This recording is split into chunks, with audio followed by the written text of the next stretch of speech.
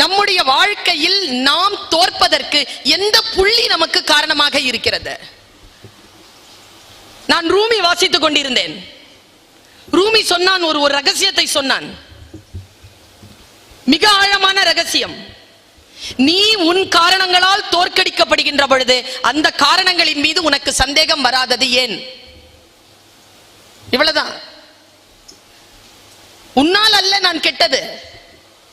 சூழல் எவ்வளவுதான் முன்னால் சவாலாக வந்து நின்றாலும் நான் கெட்டு போவதற்கு என்னை ஒப்படைத்திருக்கிறேன், அதுதான் நான் கெட்டு போவதற்கு காரணம் என்று யார் ஒருவர் தன்னுடைய வெற்றிக்கான தோல்விக்கான பொறுப்பை எடுத்துக்கொள்கிறார்களோ அவர்கள் ஜெயிக்கிறார்கள்.